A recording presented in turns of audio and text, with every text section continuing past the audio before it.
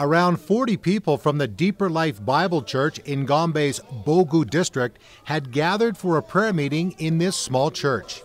Chainman Agwaba was leading the meeting on the evening of January 5th. We were praying and giving them prayer points. I started hearing the gunshot from my right hand. As they started shooting, I saw that the people in my front, they are shooting everybody there. Chainman knew that if he stayed behind the pulpit, he would be shot down. Then I have to dive down on the ground to follow through the door. And as I followed through the door, I discovered they shot me on my stomach here. As I went out and I came out, I saw many people on the ground. I saw my wife.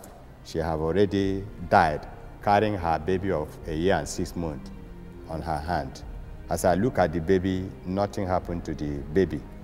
Chainman's 10-year-old son Jeremiah was also killed during the brutal attack by the 3 young men from the militant Islamic group Boko Haram that lasted just a few minutes. But that left the inside of the church riddled with bullet holes that were fired through the windows. This is a bullet. You can look at it and open this place. This is a bullet and open this place. And then you see this one is a bullet here. Dried blood in the church tells the story of the atrocities committed that night and the hatred towards Christians. 10 people would lose their lives as a result of the attack. 5 people died at the church. 5 others died as a result of their wounds. Over 20 other people at the prayer meeting were injured, some seriously, including Mijo Yakubu, who was there with his wife and 2 sons. We're about to round up the nation prayer. Then we begin to have a gunshot. It was serious. So me, I was at the front seat. So it took some seconds. I stopped prayer, but I was still standing there. But something comes within me, why are you standing here? So I took a step to run out through the door. It was through the door, the gun got me here. Mijo managed to get outside and run away from the church, where he collapsed. After the shooting stopped, and despite being injured and bleeding, he'd also been shot in the stomach, he went back into the church to find his wife and 2 sons. When he saw all the injuries and those who had been killed, he went to get help. He was told that help was on the way and he should return to the church. They have sent some security men to that place. I should go back. So I began to come back. So when I came in, I just passed to the church. I saw my son already on ground. He has died. So from there, I began to shout, begin to cry. Mijo's 24-year-old son, Meshach, was dead. The events that January night at the Deeper Life Bible Church would leave this young mother a widow. Naomi had stayed home with her infant son Elijah, while her husband Suli had taken his niece and a neighbor's daughter to the prayer meeting. After the shooting rampage at the church, her niece, covered in blood, came to find Naomi and said, "Your baby's father is dead."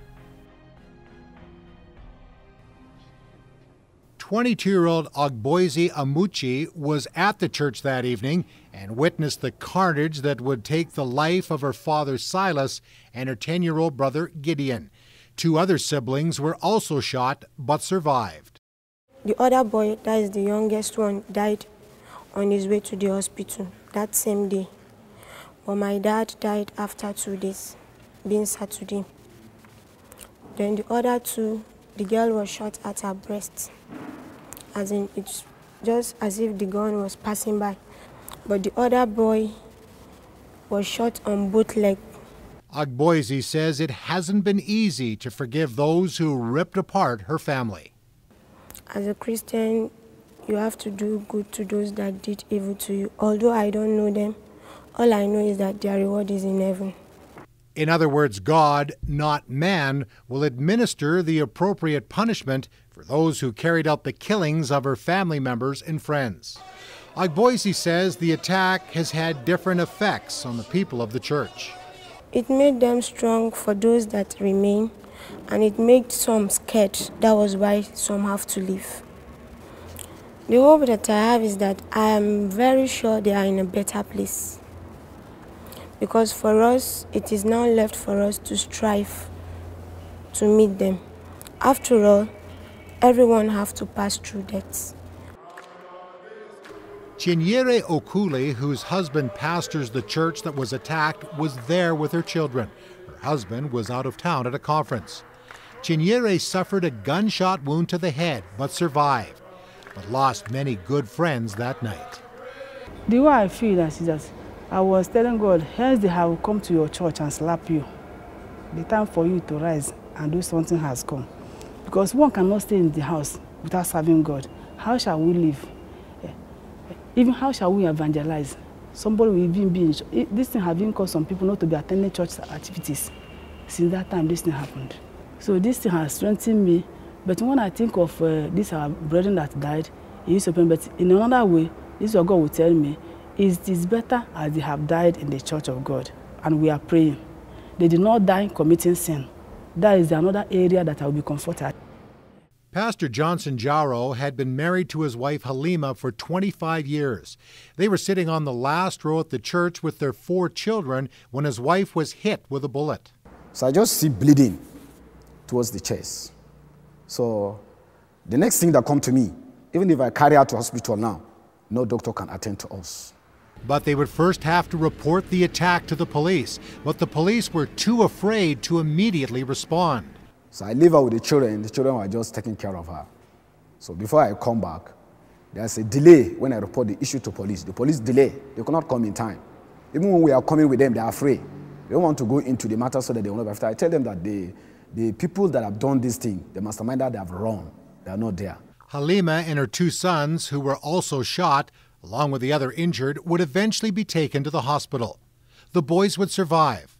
Halima would not. Pastor Johnson says he will always remember what his wife said to him just hours before that final prayer. You have to put your trust in God. He said, don't look at men. Trouble will come. Pain will come. Difficulties will come. He said, look up unto God.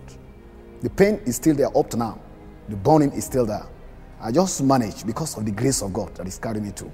Rather than the funeral service for the victims of the Deeper Life Bible Church massacre being a time of sadness and pain, it actually turned into a time of revival.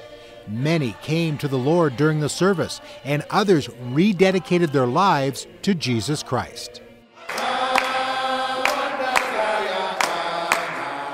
In spite of the ongoing threats of violence by the Boko Haram, who insist that all Christians leave northern Nigeria, many believers here in Gombe City and throughout the state say that's not going to happen. No matter what, they're staying.